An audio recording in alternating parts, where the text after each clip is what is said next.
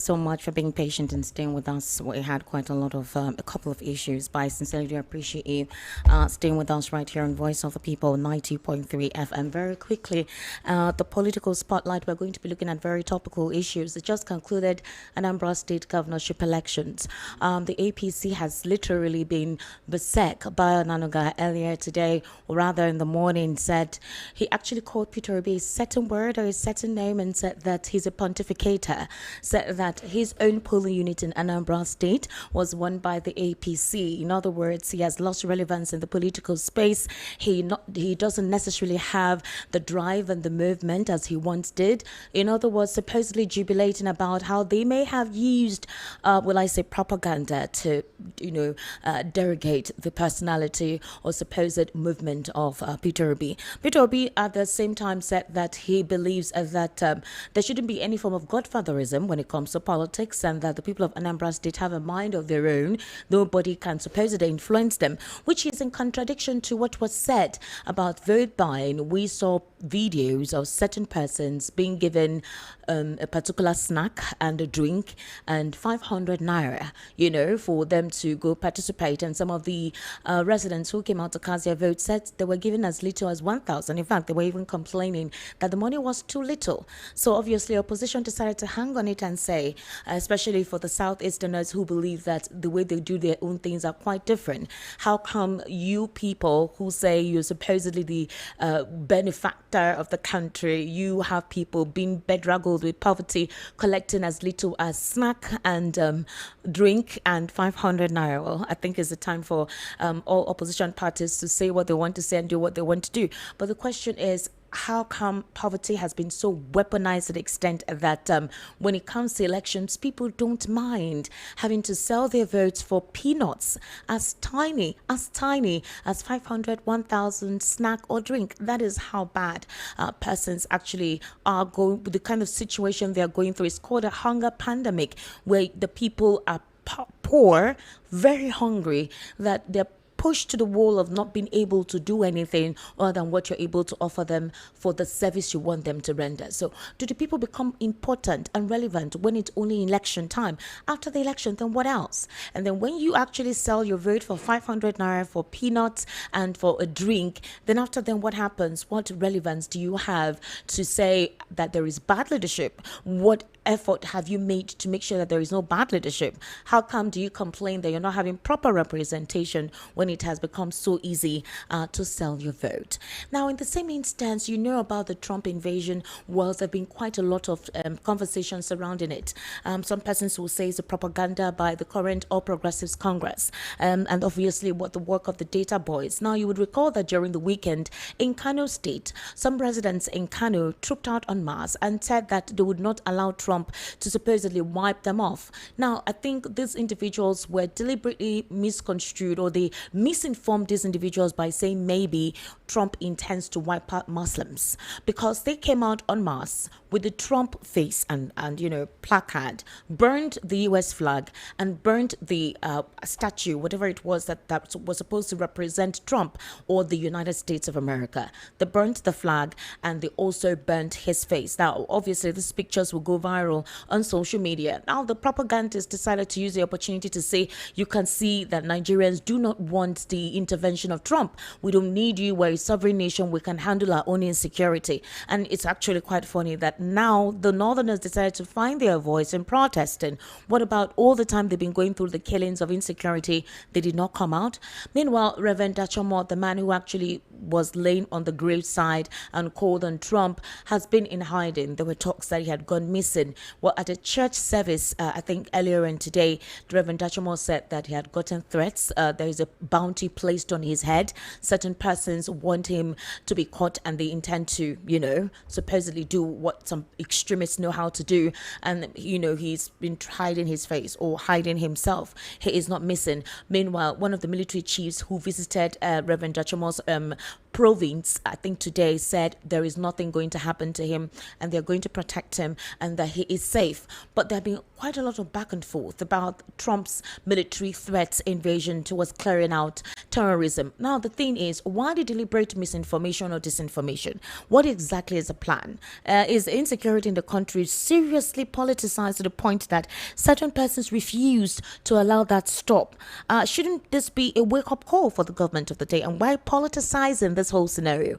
Others feel that the APC will utilize this to gain more support from the North ahead of 2027 if they have shown solidarity to the Muslim faithfuls by saying we are working hard to ensure that we don't have Trump coming here to wipe you guys off. Meanwhile, that is not what Trump had said. Trump has said we would clear out those in their enclaves who have been instituting mayhem in Nigeria. These religious extremists will rout them out. We're also going to sanction certain persons who are called collaborators, especially those who may be at the upper echelon, encouraging this situation, supposedly those financing them. This is basically what Trump actually stated. So the question is, why the deliberate misinformation? Why are certain people hell-bent to ensure that whatever means through which these guys were routed out is not encouraged? Let's take a listen to a Guardian news editor, is a senior editor, Mr. Oloja, during a particular conversation with inside sources. And let's just listen to what he had to say in defining this. In the media, we are saying through this medium that Mr. President should summon up courage, to have the political will to discern this fact that there are some people who do not want these crises to end. I call them what others have called them crisis merchants. I do not believe that we do not have capacity in the military to crush this. We have had this thing you are saying, that a particular security chief insisted that these people must be crushed, and that there's another superior person who is trying to protect a territory and a race. Because the person will not like this thing to end, and then Mr. President, who is a politician who also will face re-election, he is trying to buy into it, and they have removed a particular security chief that we have had. This is Nigeria. This is about our country. Because that person is insisting that these people must be crushed. And now another person is saying, no, let us negotiate with them. They listen to Sheikh Gumi, who is saying that we should be negotiating with them, who is always sitting down with them. This is the same Sheikh Gumi who went to Saudi Arabia. And they said that the man is a security threat. And then they didn't allow him to come and do his pilgrimage. They sent him back home. They sent him back home. And it is only in Nigeria that kind of person will be given media space to be repeating the fact that these terrorists are not bad people, that we need to negotiate with them. And then they will invite them into a meeting with their guns. And then the security people will be guarding them. And they will enter their buses and they will drive away like that. And the following day, they will gather before Mr. President to say, this is what we are doing. Mr. President will tell them to crush them, do away with them. But they have been holding meetings with them. Because of the advice of a particular security chief. It's about our country. It's not about anybody. And what we are saying is that they should not give us the narrative that this thing does not exist. Let us straighten the matter. We do not want President Trump to come and invade this place. What we are saying is that Mr. President should do the right thing by getting security people to crush these people. People who are protecting them are enemies of the state, are they enemies of Nigeria. People who are advising that the Mr. President should be negotiating with these terrorists. Trump is saying that, look, enough is enough of crushing Christians like that with impunity. In a particular December, they burned St. Teresa Church in Abuja here, at the border here. They have burned so many churches in our war. They went there. Are there Christians that went to our war to invade the church and killed so many people? And so many churches like that where they have destroyed even all these assets, even and human beings in Benue, in Plateau, in so many other places in Nigeria like that. It is not about saying, oh, they have killed Christians, they have killed Muslims. It is collateral damage. where you heard that they have killed the Muslims. It is those Muslims who didn't believe in the fundamental objective of terrorists. They killed them. Okay. And we are now saying that, oh, no. We are saying, look, we know that we have a responsibility to defend our country. We have a responsibility to stand by the government of our country. But enough should be enough.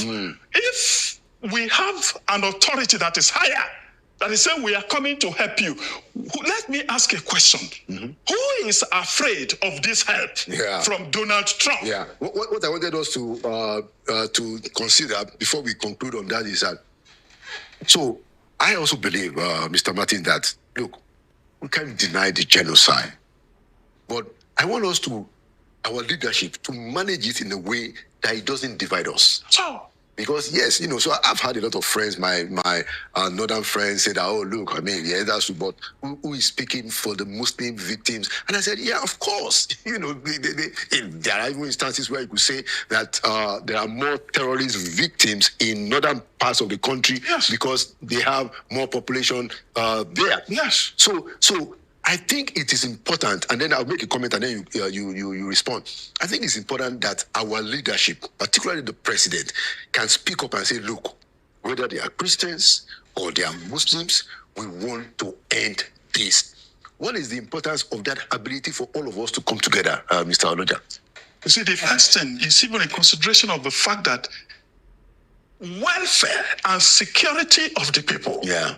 The president should know, and it's there in the Constitution, shall be the primary purpose of government. And if the people are not secure, whether they are Christians or Muslim, it's a burden, and it's a responsibility. And the president must fulfill that responsibility to ensure that everybody, it's not about Christian, it is not about Muslim. Everybody is secure in this country. Let me tell you about the implication of division, if it is not properly managed. If the way they are putting the narrative in Western press, they say Christian South, Muslim North. It's not correct. It's not accurate. It's not accurate. There are so many Christians in the there are so many in the north. Muslims in the south. So if we now cut it off, and we now these Christians that they say that President Trump is trying to protect. If you cut them into the north, they will be more vulnerable. It will cut them off from their southern counterparts. They will be more vulnerable to violence. These people will finish them. It's in our interest to be together. We should not encourage anything that will divide us. And so our brothers and sisters, whose God is their belly, and they are encouraging propaganda to deny, in order to deny the truth, they should note that there are problems. There are problems. Let me tell you, even immediately, the problem that Mr. President should note, even in the north, that are not in the media at all. There is a local government in Bauchi State that is Christian-dominated. They call it Tafawa Balewa local government. Okay. Do you know that under Issa Yuguda as governor, he should hear this? Okay. They unilaterally relocated the headquarters of local government listed in the constitution to Bununu. From Tafawa Balewa to Bununu. And the only Christian member of the House of Assembly in that place, only Christian member, a female Christian member of the House of Assembly was suspended for criticizing that illegal relocation by the State Assembly. She was suspended, and that was barely a year after the inauguration of the session of their State Assembly. They suspended her till the end of that session for 3 years. Wow. Do you know that what you will not read in the media was that they took the case to court. The State High Court sided with the state government against the Constitution. The State High Court. Wow. It was only on 30th September 2025. We will not read it in the media. 30th September 2025, barely 2.5 months ago, that the Court of Appeal in Jos quashed that decision of the High Court and the Assembly, and they cited an example in Ekiti State that no individual, no institution has the right to relocate the headquarters of a local government as it is listed in the Constitution. Well, why?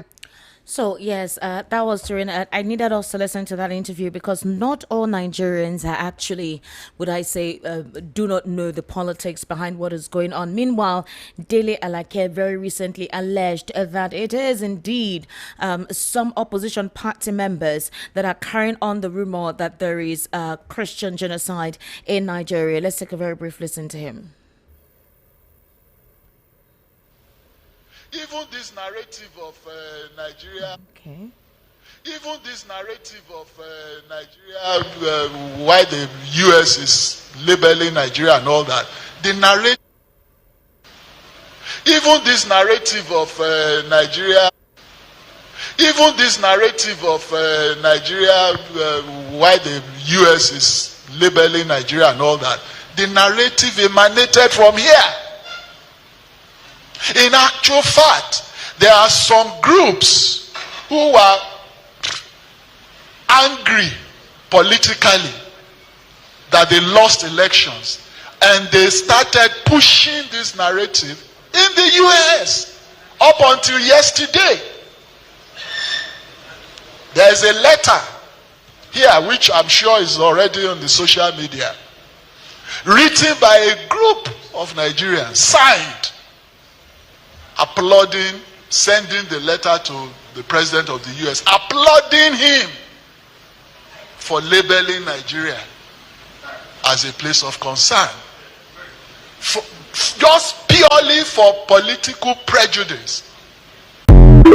So the question is, who started this political prejudice way back in 2013, 2014, when the APC traveled to the United States of America to meet and lobby with them? That's one question. Two, if the APC were in opposition, what exactly would have been their attitude towards this ongoing country of particular concern being slated to Nigeria? What measure would they have actually taken? Number three, the division in the country, who started it, and how come at this point in time there is a call for nationhood and unity when the polity has been politically divided along party and ethnic lines just to favor certain persons and to drive home the narrative. So when you have isolated certain persons and you make them feel like they're not part of the country, how do you now want them to respond and say we are one Nigeria, or that we are together, or we will use one voice to clamor that we do not want any form of invasion or any form of interference within our politics or our governance? Now, the history about this is the fact that persons residing in diaspora of Benue origin have been writing to the United States of America. According to them, they have claimed that the government of Nigeria has deliberately refused to handle the supposed existential crisis in Benue. They said that for every week they record 15 deaths in each community. It has become so bad that most of their communities have been renamed. Most of the settlers have left. Their lands are now barren. They cannot go to farm. There is an economic depletion in Benue. The people who need to go farm and go get their food cannot go to their farms, and their people are dying of starvation. They also made complaints that they have written to the government, written to the military, but nothing at all has actually taken place. So the question is, are the lives of Nigerians being utilized for politics for certain reasons? Is President Bola Ahmed Tinubu afraid of certain persons in government from being firm and assertive in clearing out these individuals? Did it need Trump to come and say what he said before we saw the activity? That is the activity. We've not yet seen how far they have gone in proving that indeed they are working hard to rout out these individuals. There's a different thing when you talk and give affirmation. It's another different thing when you give action. These are also some of the politicization they were looking into. Now the thought is, because of the misconstruction or the misinformation being given, the thought is, okay, the president is supporting the northerners. He's trying not to absorb what Trump is saying, and a couple of people feel that this will ramp up those disparaged or disconnected northerners who think that the president's administration is not favoring them, and that this could be utilized for 2027.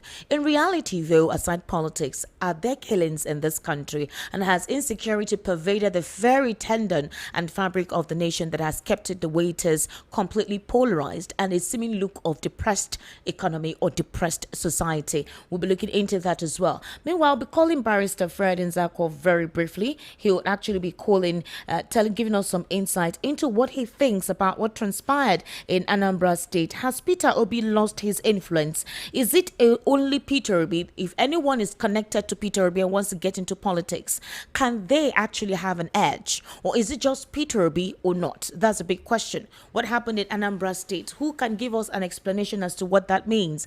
Has his relevance been dwindled? We have heard that he'll be announcing to us the political party he intends to run with in November. So has his quietness or dissociation from certain narratives supposedly left him off the limelight? Has the propaganda worked based on tarnishing his personality? What about Atiku Abubakar? He literally did not say anything all this while this whole Trump military invasion of Nigeria or designation of Nigeria as a country of particular concern.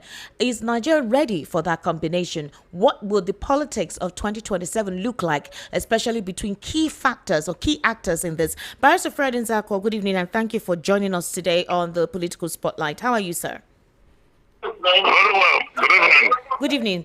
Barrister Fred, let me very quickly talk to you about this. There are talks that Peter Obi's influence has dwindled in the political space because of what transpired in the Anambra governorship elections of Saturday.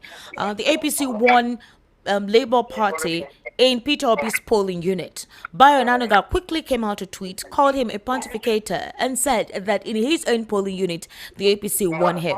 Now, others have asserted that during the 2023 elections, the president lost his home state. Some of them, House of Rep members, lost their home state, but he was declared the winner of the election. Others believe that the Southeast is not like other parts of the country where there is supposedly political godfatherism, and that is why there is nobody that can determine or choose who people should vote for. So what's your take on this? Well, the fact that he's locked in his political unit, his voting unit, polling unit, or even in his ward, not a measure of his credibility in national politics. It is also not a measure of who he is. What is important is that he was not on the ballot. He was not asking anybody to vote for him. He was not running as the governor of the state. Yes, his party may have been involved, but it's left for the people of Anambra State to determine who they wanted. And most critically and most importantly, Mr. Peter Obi continues to be averse to vote buying. There's no way he will support anybody to pay any other person to cast his vote one way or the other. He's not interested in influencing the pattern of voting financially or inducing anybody monetarily to vote. So if anybody is trying to castigate Mr. Peter Obi and trying to undermine his political height on account of the fact that his party did not win the governorship, or that his party did not win his village or his ward or even his polling unit, beggars the question.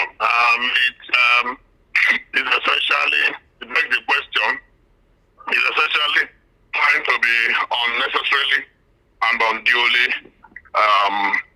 bringing political mudslinging into the serious issues of well, Barrister Fred Nzako, it will not be surprising if opponents decide to politically mudsling you. It's just how the politics in this part of the world works. But here is the thing. Even before the governorship election, you recall the other House of Rep member of cycle elections that was conducted, I think, a few months ago, and even some local government elections. The talk is that his votes are non-transferable, which is supposedly infusing fear in other political stalwarts or persons who have interest in politics to align with him.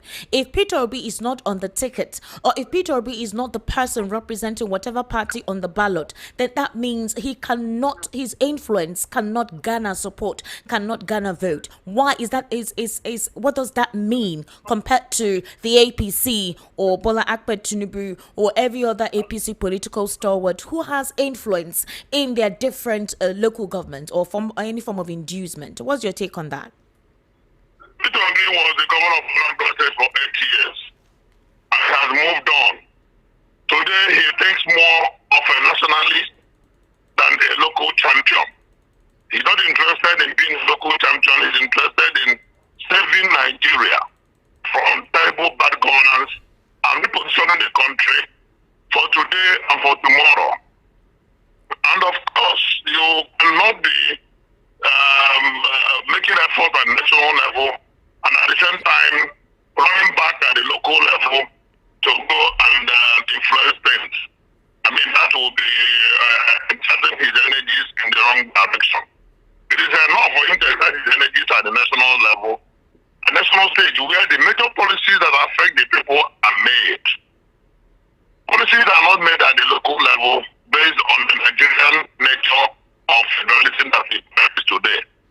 And that is what he has understood, and he wants to ensure that credible policies that will turn around the fortunes of the people, drive away poverty, make people live more comfortable lives in more secure environment based on national policies and not based on what you could do at your local level. So leave local politics to local people and national politics for national people who are thinking nationalistic and who want Nigeria to get better. Peterobi belongs to that group. Remember that in 1999, President lost even his polling vote, but he was elected the president of the country. You had already said that in 2003, current President Bola Tinubu lost in his state, a state that he had held on with the iron grip of Stalinistic iron grip since 1999. But in 2023, he lost in Lagos State, even lost in his domain. There was a local government election that was conducted some time ago, and the son of Musli Obanikoro, Babajide Obanikoro, won at the polling booth in front of President Bola Tinubu's Bodilon residence. As a matter of fact, the government then said that was why they rigged the young man out and compelled him to join the APC. He was of the PDP stock. Then the father now took him into the APC, and because they told him bluntly that if he didn't join the APC, that there's no way he will become the chairman of a local government to rule over Bola Tinubu from another political party. But in that local government election, the polling booth in front of Tinubu's Bodilon residence was lost by APC, and PDP won it, and the young man won that election. It was very clear and very obvious, and it's very easily rigged out. He went to the tribunal, and the tribunal, of course, you know what goes on at local government elections. He was very easily thrown away. Then the father cried and said, because of my son, I'm going to join the mainstream APC. Remember that Muslim Obanikoro was really having challenges and problems in his campaign office at the Keda GRA. And they said he converted it to commercial use, that it was for residential purposes, and that they were about to demolish it. So all those local crooked politics played out even in Lagos. And by the time Muslim Obanikoro was twisted to join the APC, his son Babajide Obanikoro was now allowed in quote, to now win an election to represent the constituency. He is a just a constituency at the Federal House. I think the young man is at the Federal House today. I give this as an example to tell you that what goes on at the local level is not a reflection of what goes on at the national level.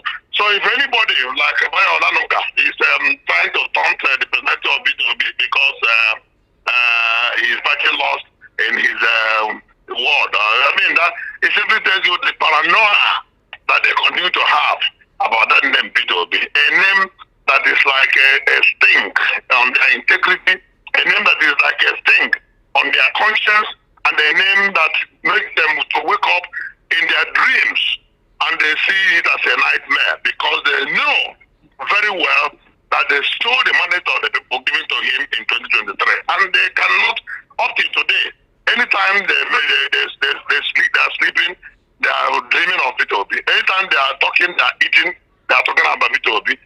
When your enemy or your political opponent continues to talk about you, it simply shows that the people are with you and that they stole your mandate.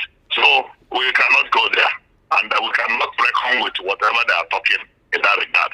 Even before the election, we knew that Governor Soludo will win. Unless you don't want to tell yourself the honest truth. APC threw their own candidate under the bus. When he went to Anambra and they raised the hand of Soludo and said that they were going to support him, even when they had their candidate. President Tinubu went there when he went to launch some projects in Anambra State. And told the people of Anambra to vote in Soludo and ignore the candidate of their party. So what did he tell you? Even the candidate of their party, Nicholas Okachuku, knew that he does not enjoy the support of the president. And even if he did, the people of Anambra do not want APC. I mean, it's a very straightforward. Even Mr. President knows himself. So what they now do is they want to form an alliance with Governor Chukuma Soludo, so that come 2027, Soludo will work for APC. Or he will join the APC. As he for President Tinubu, as he delivered the 25% vote that he desperately needs. Of course, he knows that he won't win, but at least he is looking for 25% to add up to the requirement of the Constitution. So we know all this is our politics. And nobody should take it beyond what it is. Just mere politics. Well, Barrister, finally, some police officers involved in providing security during the Anambra State governorship election have been shot by some Nigerian army personnel. They were providing security during the governorship election, and what happened was there was an argument with policemen at a checkpoint along Onisha Road on Sunday, that's today, before opening fire on them.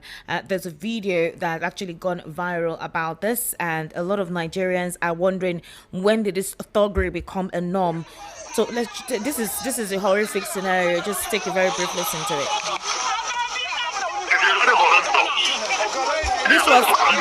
This was the argument today, where the policeman was shot by the soldiers at the checkpoint over an argument. It is horrendous and unacceptable that a soldier would shoot a policeman in uniform. It shows you the lack of coordination at our national level. It shows you the lack of respect for rule of law. It shows you the lack of respect for even basic ethical principles in the forces. But for a soldier to see a policeman in uniform and shoot him. So what kind of argument would they have engaged in that will lead to gunshots?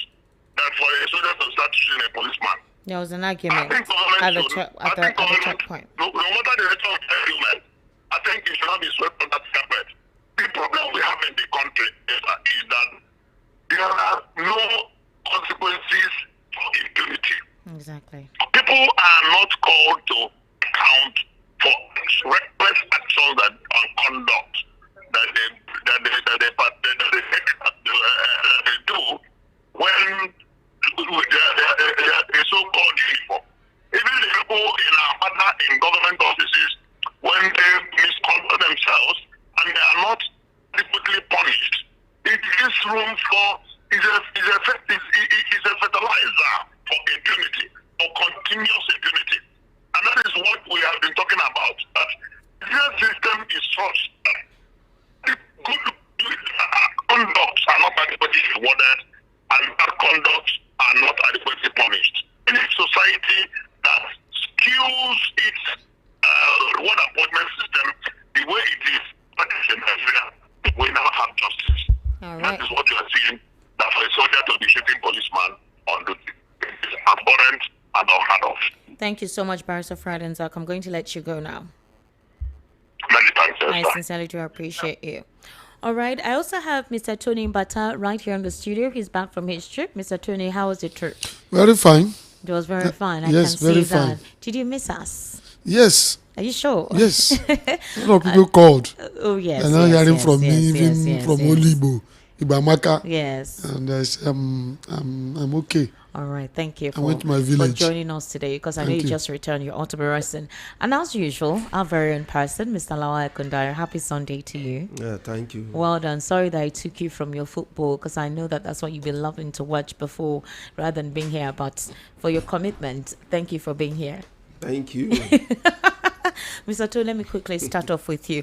Way back in 2020, thereabout. Yes, I think at the time in April, when former president, 2021, former President Muhammadu Buhari was in power, the Sultan of Sokoto called Khan chairman then, Reverend Ayokunle, hateful because there were talks that the Minister of Communication at the time, Isa Pantami, was connected to terrorism. That's not the only thing. Also, that period when late Muhammadu Buhari traveled to the US, when Trump was the president the first time, Trump asked him directly the question, why are you killing Christians in Nigeria? Why are you killing your people? Trump did not hide his mouth. Trump was open about it. Now, I want to ask a question. Way back that time, was peterobi a presidential hopeful? No. Was he a presidential hopeful at the time? 2020,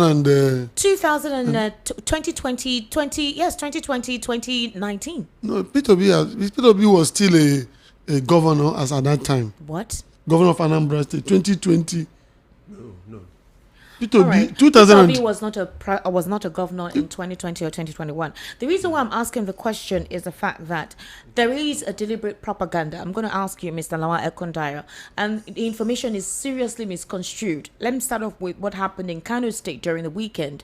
The politicization of Trump's threat against terrorists in Nigeria.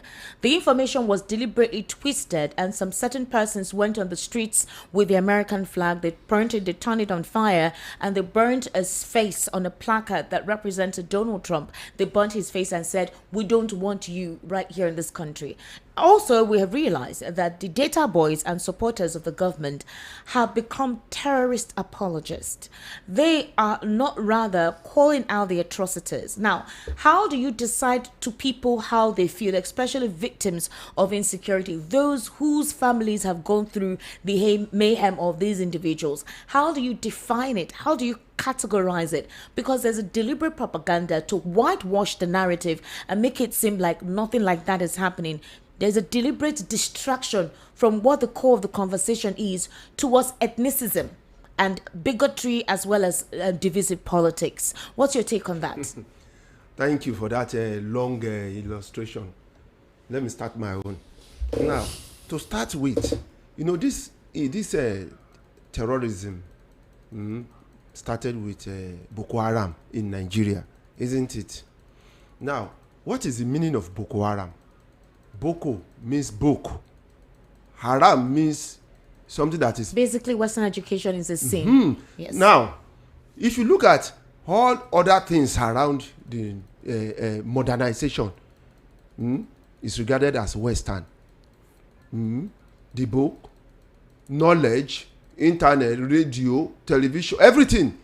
Now, what they now do is that they disconnect the people from information.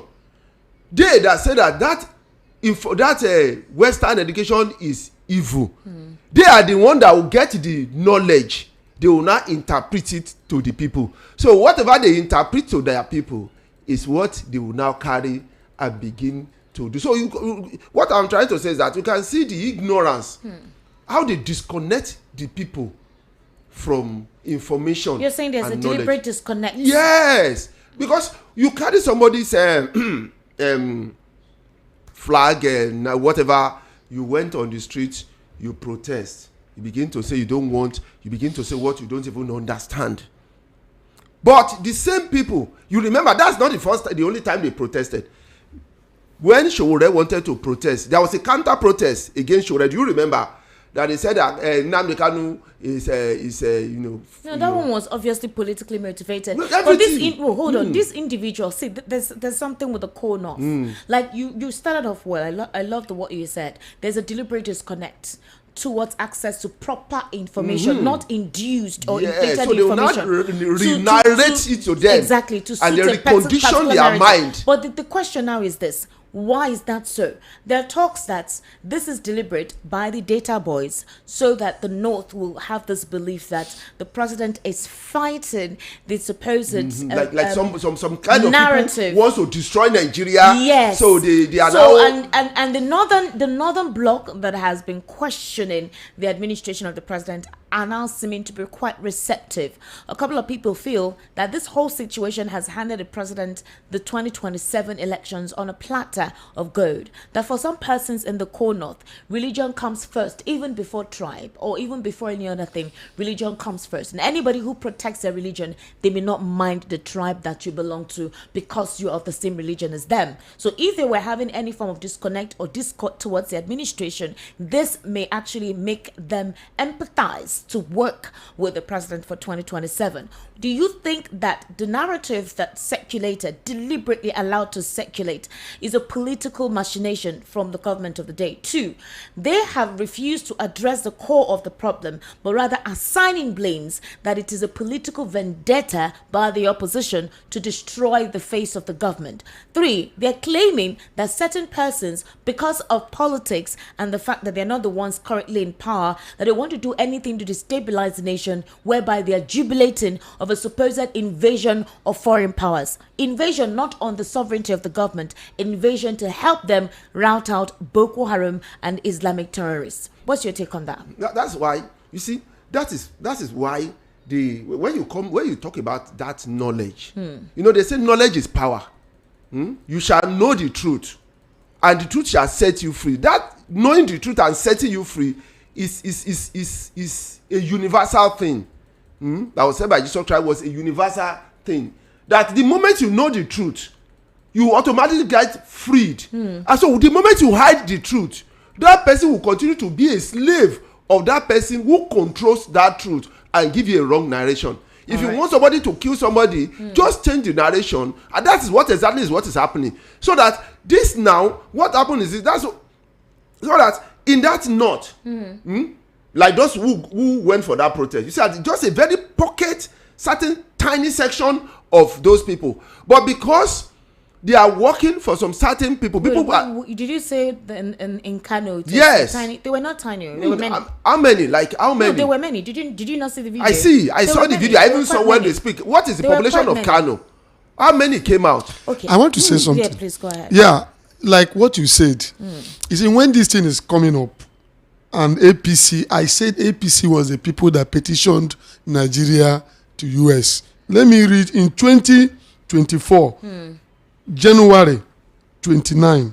2024. 2014, sorry. 2014, January 29. Official handle of Bola Ahmed Tinubu as at then, he tweeted, he said, the slaughtering of the Christian worship is strongly condemned. It called for question the competency of Jonathan to protect Nigerians. This is Bola Ahmed Tinubu as an APC opposition against Jonathan. And we have other things that they have written, sent to US. We saw the delegate Muhammad Buhari Obviously, was there. as well as was there. Renan Makri, We saw all these things. They all wrote If Bola Ahmed Tinubu can write this and invite the US, invite the UN that they should come, it is a testament that there is genocide going on. And they, APC, are the people that brought US. And secondly, like Ekundayo said, you know, people that have no conscience, people that are not thinking for the unity and the progress of this country, are the people perverting the truth, changing what the truth is in order to achieve political gain that will not lead us anywhere, that will put the country into perpetual poverty and debt and disintegration. Are there also people that are trying to change this narrative so that they can see if they will win election? That is what APC government is doing. If Bola Ahmed Tinubu can write this in 2014 and call US, call them that this thing is happening, that means it's happening. But what we're saying is, let us find a way to make sure that everybody will live in this country as a one, irrespective of your religion. But if you are talking about killing Christians, these things that happen. Deborah, what happened? What did they do when they killed that young lady? Even the free Chibok girls, who are they? All of them, almost all of them are Christians. We know all these things, and people are trying to change the narrative, not or mocking them, even use wicked them and saying this thing has now happened. You ask yourself, are they human beings? Very quickly, do you think Peter Obi has lost relevance in the political space? No. Do you think Peter Obi has a spine for the kind of politics that goes on in Nigeria? Because a couple of people think that he has been very quiet. There are also talks that with what is currently going on with elections and all whatnot, he may not even have any bargaining power in the ADC. So again, he hasn't said anything yet. He has not really been attending too much interviews. A couple of people think that maybe it's because the administration of the day is still very fresh, still very new, 2 years and counting. Maybe he's trying to give the administration time to settle itself, to center itself. Others believe that you're not supposed to give your opponent any time. You're supposed to give them the heat that they deserve. That's basically why you're the opponent. If he was the one in power and the APC was in opposition, a couple of people think that Nigeria may not be what it is today because they would have done everything they could to be as oppositions and put fire up his, So the big question is, has he lost relevance? Or do you think Eshowore is doing exactly what the people want Peter Obi to do that he isn't doing? Esther, why don't you ask yourself or ask Nigerians or ask APC, why is it that they are attacking P2B at any little chance, any little thing? Now, let me tell you, if anybody tells you that P2B have lost relevance, that person is dreaming. See, the APC knew, so people that self-acclaim political juggernaut, self-acclaim political juggernaut, know that they are dreaming, they have lost the control of masses. So whatever they are doing is to attack this person that they know that will turn around the whole situation. P2B, mark what I'm saying. Election conduct in this country, free and fair, P2B will do more than what he did in 2023. And the APC have seen the writing on the wall. They will attack him. This issue of Trump, they want to link him. You see what happened? No, he's already been linked. They are doing inter-society that they are doing data. They are doing owned by somebody who was close to him when he was the governor. They said all the trips that he see, went. They don't even have any evidence of such a thing. So they are trying to bring it. Election. They know there's something in my people they call Ohamadike in Igbo land. That means as we are here, we know who is strong. All right. How P2B have never lost any relevance. All right, he hasn't lost relevance. Yes. Mr. Lawale Kundayo, let's look at this. There were talks of vote buying. INEC chairman Joash Amukwiton said that's not what it is. There was no vote buying, and that Chukwuma Soludo won landslide. 21 local governments, he won in them. In Peter Obi's local government, the APC won him. All right, and the Labour Party did not win as well. It was the APC that won in that local government. Now there are attachments to videos. 500 naira given to certain persons, very cheap snacks and very drinks were given to persons to induce their vote. Now there are talks that in the southwest here for APC members, they've already begun such inductions. Take your PVC to any of the polling of them local government close to you. They'll register you, they'll give you something. But some persons feel that the money they even offer is better than what was offered in Anambra State. So if a set of people claim that if it has to do with them, they'll do things differently, clean, plain, they'll set a pedestal. How come in that very place, the very thing that is condemned is what is being practiced? Now, the thing is this. Because you have said a lot, and then it's direct. Things like this, it gives me some kind of headache. Okay. Sometimes I just sit down, what I believe I know seems to crash before me, because we are still not getting headway about this whole thing. I know that that's why some people are saying that the oppositions are quiet, because these are places where you need the opposition. They are the one to tell us what exactly happened. You see that where even as APC is ruling, you see that in sometimes when they are even ruling, they will be complaining of election manipulation. Do you know? They are the one ruling, or they are the one who control, and they will be complaining against their own government at a point when they don't do well. So they are acting the position of the opposition where it doesn't favor them in their own government, and acting favorably when it favors them. So this is where we need the opposition to exactly tell us what happened, because it was not only one party. So many parties came out, and you had your representatives here, your agents. What happened at that time? Because me too, I saw some videos on the social media in which I saw some people, they were giving some gift and a bottle of malt and then 1,000 naira. They line up one bottle of more than one. So we need the opposition to come out and say this, and that is why people, the enlightened people, the reasonable people, people who know the way forward, are telling us that what we actually really need in this country is electoral reform. You can see that the RUEF work in this election. Do you notice in Anambra it worked? Say that it's just one state. So yes, they quickly posted it and everything. It works. We hope it will work like this when it comes to the presidential and every other election. So they will not come and tell us something else. And that reform in which people have confidence in their vote, that okay, I vote or I voted, it's counted. They will now know that truly anybody who won based on the will of the people, and then you can be responsible to the people. So that is what I see that is going on.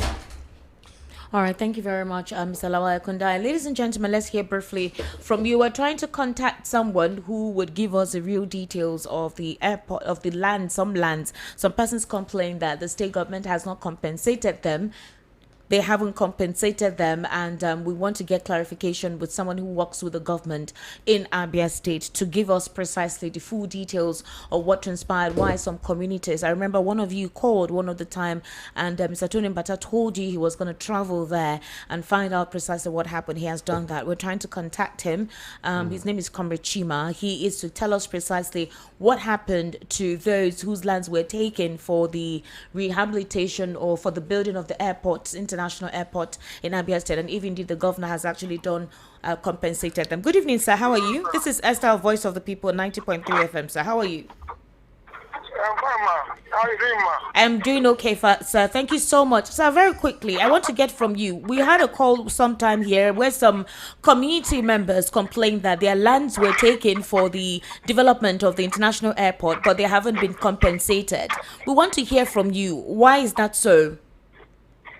Is it in Abia State airport location? Yes. Some of their lands were taken, but they were meant to be compensated. And some of them called and said they haven't been compensated. Why do you think that is so? Okay, the place is initial in Usuru precisely, where the Aja airport located. So some of the people have not been paid. Some people have not been compensated. The community people have not been compensated.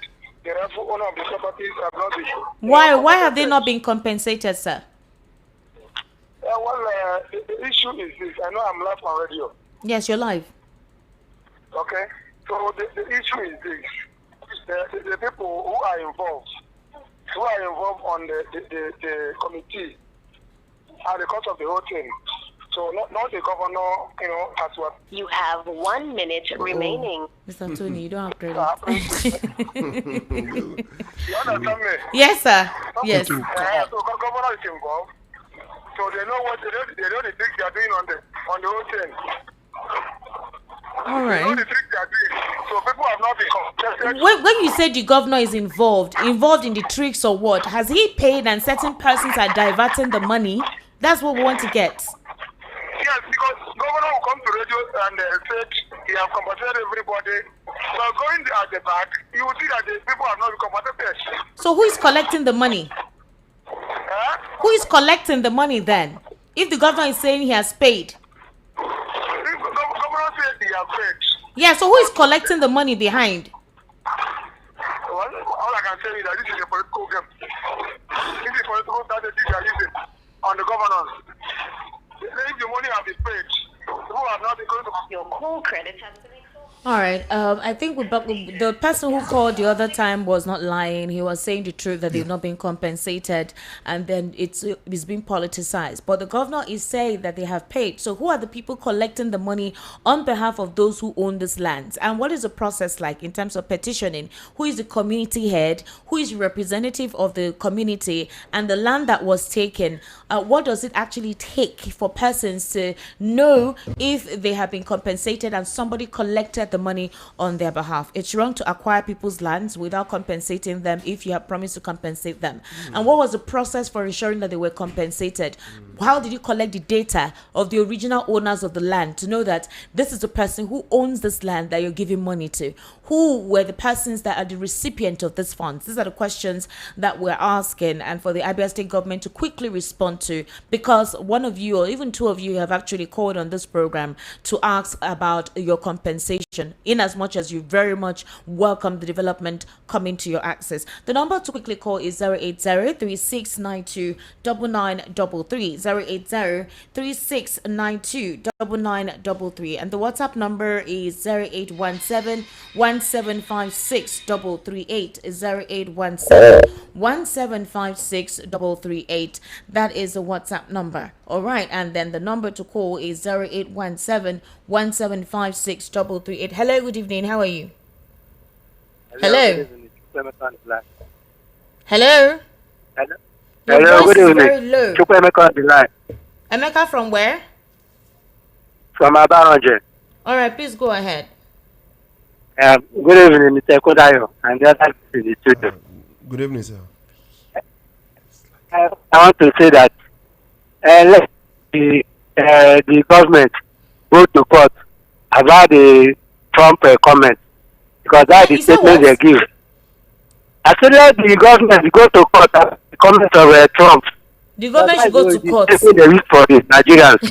And another one, the court and the police did not give a court order for the that do protest at the north yet. Okay. So that's where this to run in Nigeria. And another one is that the problem is having enough of the Trump response. So for the whole Okay. Your network is very poor. I can barely hear what you're saying. You're really cracking up. Can you call back, please? Thank you. 080-3692-9933. That's the number to call. All right, and the WhatsApp number is 0817-1756-338. Hello, good evening. How are you? Hi. Welcome. What's your name, please?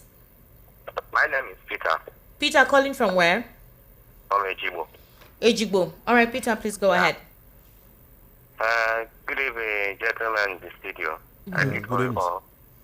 I've been listening to your program, and it's quite educative. Thank you. But my take on this topic of today is what I find out with black people in this part of the world is reasoning. Because someone says ability to reason is what makes us different from animals. Why I love watching Nigeria Wild is because the animals in Serengeti, East Africa, are more intelligent. They behave as humans. And another thing I found out is in the north, I don't know whether it's like they don't want the northerners to be exposed in terms of education. So they use that opportunity to manipulate them. Anything they tell them to do, they will believe on it and start shouting. So in my own personal opinion, I support the incoming of American government to help us to curtail this security situation in the north, particularly Christians. Actually, there is killing. But if you take it, Christians are dying more than the Muslims. So, but all the see how the North are protesting that they don't want Trump, turning it to Israel, they are like the Christians, the Americans who are Christians are coming to fight the Muslims in the North. Yeah. No. What we need peace in this country, please. We need peace. Let's all come together and fight these monsters before they consume all of us. Thank you very has been much. saying this for a very long time. Thank you. 080-3692-9933. That is the power of misinformation or disinformation. You have no idea when information, access to proper objective information is denied the people. A narrative is caused and is actually very deadly for any society or polity. If this is what some persons utilize to have a hoodwink on certain persons just because of 2027, that's a very dangerous trend. 080-3692-9933. Hello, good evening. How are you? Hello? Yes, hello, good evening. How are you? Hello, sir. I can hear you, sir. Welcome. What's your name? All right, 08036929933. That's the number. 08036929933. Hello, good evening. How are you? Hello. Good evening. Yes, good evening. What's your name, please? Good evening to Ms. Esther and Kundayo and Mr. Tony Bata. Good evening, sir. My name is Chinedu. I'm calling from Ijushaga. Ijushaga. My take is, Ijushaga. My take is on the northern youth people protesting against Trump. What I'm trying to say is this: all these people, Boko Haram. This Boko Haram that they're saying is a kind of Western education is a sin. Okay, Western education is a sin. They don't want their people to understand what is going on in this country, and now they are using it as a politics. I don't know. I don't even know who is propagating it. But what I'm trying to say is this: somebody is putting them in the dark. Somebody is actually putting them in the dark. Somebody don't want them to know what is really going on. Automatically, I will even put it to their leaders, because some of their leaders are benefiting from this insurgency. Killing of people. Some people are using it. People are using it to cash out in that aspect. Exactly. That is why many of them don't want them to know what is really going on. Okay, take a look at what is happening now. Trump said that he is coming for the terrorists. Now they are turning it as if Trump is coming for the Muslims in the north, and which is not like that. That is my take on this. Yes. All right, thank you very much. 08036929933. 08036929933. Hello, good evening. How are you? Hello. Yes, good evening, sir. How are you? Hello. I can hear you, sir. Good evening. How are you, sir? Good evening. Mr. Kundayo, good evening. Good evening, sir. Mr. Tony Mbata, Mama.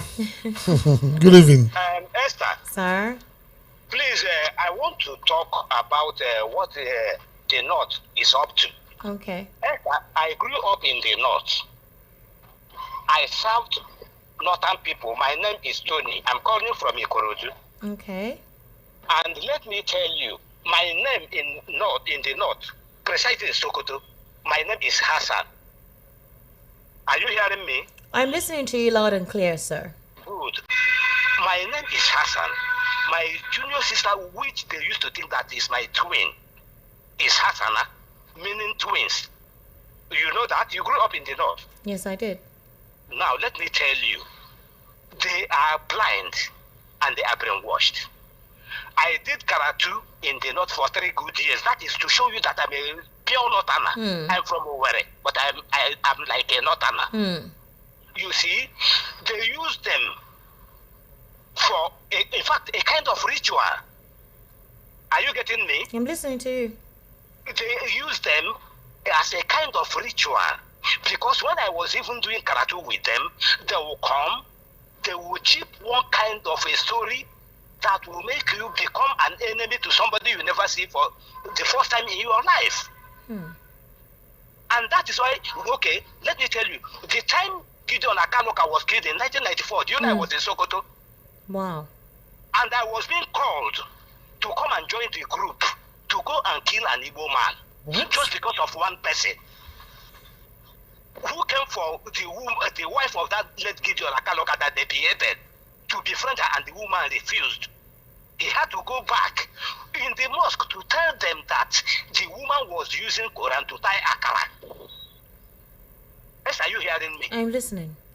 This is the kind of people we are with. Now, let me bring it very closer for you to know. I worked with late Alhaji Dasuki. The late Alhaji Dasuki. I was an Igbo man. I worked in his palace as Sultan of Sokoto. His son, who was formerly orderly to IBB, the day he was leaving Nigeria, 1993, I was the one that took his briefcase to Sokoto airport. He was using one blue Volkswagen Beetle. That is to show you how close I am with them. Esther, what is happening in this country is this. They do brainwash all those people through that their religion. You understand it? If you go into them very well, us, Esther, you understand what is happening over there. And this is the same thing Bola Ahmed Tinubu as our president just stole from them. Try to incline himself into them, and they are now working together against what the Donald Trump of US is coming to do. They brainwashed them. In fact, he is now aligning with those we thought are his political opponents in the north. Are you hearing me out? I'm listening to you. Esther, let me tell you the gospel truth. Those little ones in up north there that are Christians, because of Bible, because of their being mixing up with maybe people from the Southerners, particularly the Igbos, they are now enlightened as against what transpired before and during the Civil War. Are you catching up with that? Yes, sir. Now, those ones that are very conked in their own religion, they will sit back and somebody will just come into just akara and the cocoa, they will tell them what to do. Do you know that? Now, let me tell you one riot that happened in 1988. I understand you, sir, but I need to get more calls. You've actually taken a lot of time. I was really waiting for you to land. Please, thank you very much. 08036929933. 08036929933. Some people are deliberately denied information for political reasons, and it's actually quite unfortunate. Hello, good evening. How are you? Hello, ma. Yes, good evening, sir. Abi, good evening, ma. How are you? My name is Victoria. I'm calling from Ogun State.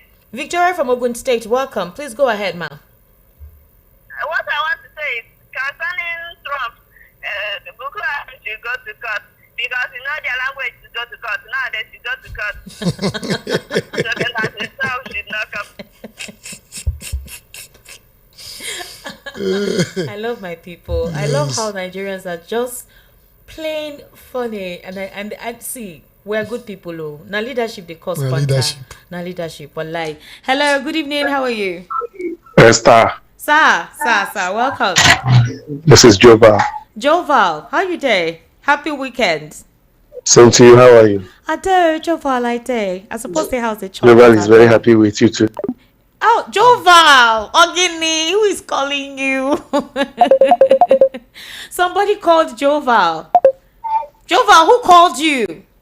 Some enemies are trailing me on this call. You can imagine. Let me greet Mr. Mbata quickly. Good evening, Mr. Mbata. Good evening, sir. And our regular Mr. Lawale Kundayo. Good evening to you, sir. Good evening, sir. Thank you. Esther. Sir? In 1993, IBB refused to hand over to Abiola, or rather to admit that Abiola won the election. Nigerians beckoned on America to come and help them to remove IBB from office. A date was quoted, August 25th, 1993. Nigerians were saying that America is coming. Esther, in 2014, Americans allowed Barack Obama to wade into our elections, where he campaigned that people should not vote for Jonathan. Yeah. Those two examples I gave, they did not say that Americans are invading Nigeria. Esther, today we have a critical issue. And Donald Trump said, stop the killing of Christians. The government spokesperson now said, in response to that message, that not only Christians are being killed. Yeah. What does that tell you? That they are telling Americans that you did not get the information well. Right, yeah. That Christians, Muslims, and others are being killed. Is that not an admittance of what Donald Trump is coming to fight against? So now Donald Trump said, take out these people. If you cannot do that, I will come and help you to do it. Please, if this government will allow America to help us to take out the people that are killing us, is it not a plus to us? Obviously. Why are some people against this? America will come in to take out these people. The government is still in place. Our problem with the government on insecurity will be solved. We have more problems with this government. But first, let us solve this insecurity. Let America help us. Right. Good evening. Good evening, Joel. Thank you so much. Obedience Worldwide know that peterobi said that he's going to tell all his supporters a political party to move to this November, even though he was saying he was still in Labour Party, but all his supporters are still waiting for him to declare. So APC supporters should not make it a talking point because the difference is clear between whom they are supporting. And peterobi chairman from Agbara. Good evening, Esther, Dr. Tony, and Mr. Ekunda. It's shameful for Bayo Nanaga to mock Mr. peterobi for losing his polling unit when his own boss humiliatingly lost Lagos State to Obi in the 2023 election. Nigerians should note that APC is trying to create a false narrative that because some governors are decamping, they already won the 2027 elections. America, the UK and EU should take note of this deception. In mind, Lagos, wait till America, you go do with our... try, God will see us through in this country. You didn't tell us your name. Amen to that. Greetings, VOP family. What America said is clear. There is an alleged genocide on Christians, okay? The sound, okay, from someone talking about Nigerians calling Trump's help as if it is a secret. In person, I want Trump to help flush out terrorists and militia headers killing Nigerians. The killing of policemen in Anambra State by a soldier is a reflection of the killings of innocent Igbo youth in the East in the name of IPOB. Amechi from Mafoluku. I tell you, you don't believe in that election. They purposely left the state for APGA to win. For people to believe the INEC chairman will conduct good election in 2027. Ayodele from Mushi. Good evening, House. Onyebuchi Arodiobo from Ojo. I congratulate Mr. Charles Chukuma Soludo for emerging victoriously in the Anambra election, and I pray for the coming of Trump in Nigeria to be a reality and quick. Good evening, VOP family and gentlemen in the studio. My prayer regarding the North is that Sharia law should be banned through our Senate and state police should be established. I doubt it that will be possible. Okay, this person says, yeah, that's true. Pastor E.A. Adeboye has given a warning. I think that was discussed on Saturday. Good evening, Esther. There's no way every person from the North will understand this issue of America coming to rescue the innocent people in Nigeria. Most of them are being so brainwashed that they believe that Trump is coming to fight against Islam. Good evening, Esther. Christian farmers were killed in Benue State. If that is not genocide, then I don't know what it is. Mr. Mbata should get his facts right. Peter Obi left office as governor in 2014 and was running mate to Atiku in 2019. Mr. Mbata should stop churning out incorrect statistics. Shagun from Alagbado, he corrected himself. And you also wrote 2024 instead of 2014. So you can see you also made a mistake. Good evening. Yeah, he wrote a mistake. Good evening, Esther, your guest. Esther, Soludo have played his game well. Esther, in 2027, Soludo will still give Anambra to APC so that they will say Peter Obi lost in his state. Tell me why Soludo didn't win in Peter Obi's polling unit. It's a game. Godwin from Ijegun. Good evening, Esther Wachuku and all the guests in the studio. Please, I don't want to hear that American army will come to Nigeria for a rescue because of the personal interest of APC government. Let them come quickly. All right. Good evening, Madam Esther. Osage Nahoro from Ota. According to reports, the terrorists are running to some neighboring villages. Immediately, they heard that the U.S. are coming to Nigeria. My question is, when are they coming? The U.S. Army, because we need them urgently. Thank you. Greetings to you all. Please, Sister Esther, whoever is against Mr. Trump's plan on how to help Nigerians is actually one of the supporters of the killers, and such individuals should also be counted amongst those killers. Thanks, Godson from Suileri. Happy Sunday to all in the studio. For me, the opposition parties are completely jokers. I have stopped taking them serious. They're good at standing. They have good at standing to the heat of the government in power. And okay. All right, I don't understand what you wrote, and I don't really have time. Sponsors of terrorist organizations in the North are the ones sponsoring the protests against Trump in Kano, but that cannot stop him. All right, very good. Final take, Mr. Tony Bata. My final take is that there's something Mr. Kunde was telling me about the solution to this country. I'm not going to say it, but I believe that is the solution, because some set of people don't believe progress. They don't want us to move forward. All so right. That solution should be. Mr. Alawaya Kundare. Yeah, my own is just a prayer. We need a God intervention. Okay. God should raise leaders, whether external or internal, wherever, as long as it's going to bring peace and a solution to this country. I don't care where the person comes from. Simple. All right. Ladies and gentlemen, thank you so much. We'll be seeing you for the evening rush, and we will have quite a number of issues to discuss. My name is Esther Wachuku. Lawa Ekundare, Tony Bata, Yellow Papa is coming up next. Do kindly stay with us.